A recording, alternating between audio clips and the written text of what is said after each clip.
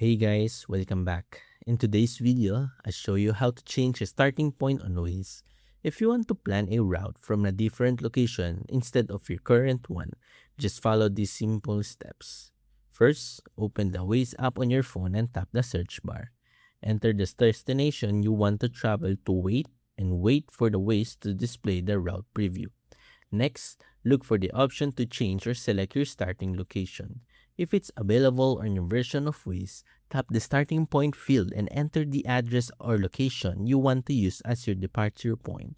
Then, select the correct location from the search results.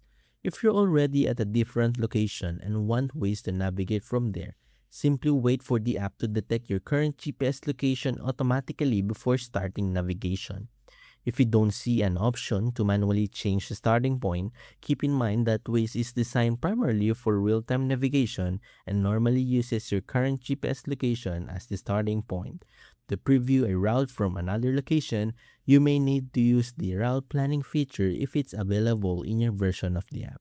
Once confirm your starting point and destination, review the suggested route and tap Go to begin navigation. And that's it. That's how you can change the starting point on Waze. If this video helped you, don't forget to like, subscribe, and I'll see you in the next one.